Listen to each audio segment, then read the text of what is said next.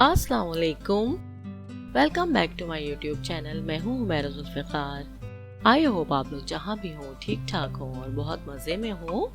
आज जो रेसिपी मैं आपके साथ शेयर कर रही हूँ वो है पेपर स्टेक। तो चलिए बिस्मिल्लाह करके हम अपनी रेसिपी को स्टार्ट करते हैं। 700 ग्राम्स मैंने लिया है बीफ। स्टेक के स्टाइल से कट कर लें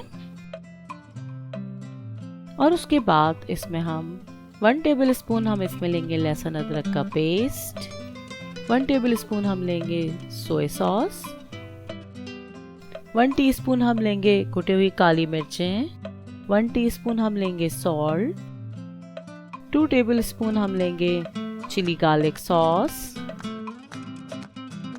और इसको हम अच्छी तरह से मिक्स कर लेंगे। और उसके बाद हम इसको 1 से 2 घंटे के लिए मैरिनेशन के लिए रख देंगे।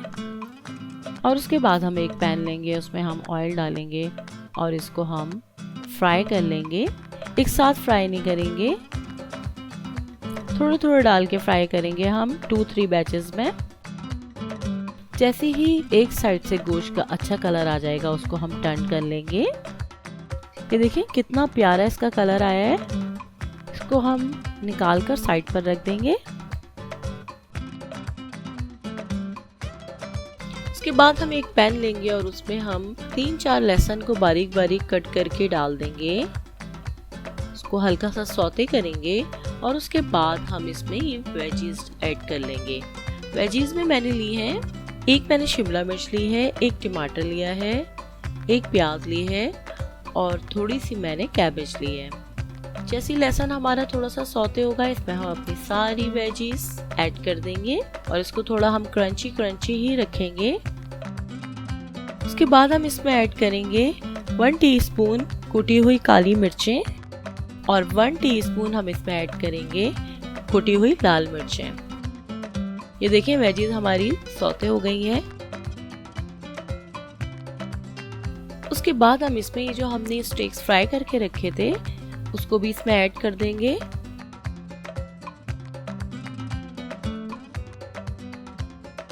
उसके बाद हम एक बाउल लेंगे, उसमें हम 1 कप वाटर ऐड करेंगे। उसके बाद हम इसमें 4 tablespoon chilli sauce add करेंगे, 2 टेबल स्पून हम इसमें सोया सॉस ऐड करेंगे। उसके बाद हम इसमें 2 चिकन क्यूब्स ऐड कर देंगे, ½ टीस्पून कुटी हुई काली मिर्चें भी ऐड कर देंगे। उसके बाद हम इसमें 2 टेबल स्पून कॉर्नफ्लोर ऐड कर देंगे और इसको भी अच्छी तरह से मिक्स कर लेंगे।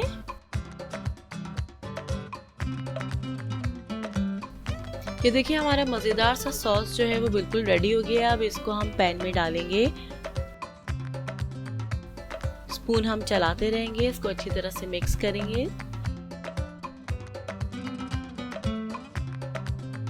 ये देखिए अब ये बिल्कुल रेडी हो गया है। तो अब हम इसको डिश आउट करते हैं। ये देखिए कितना यमी सा बन के रेडी हो गया है। जितना ये देखने में प्यारा लग रहा है इतना ही ये टेस्ट में भी बहुत ही जबरदस्त है।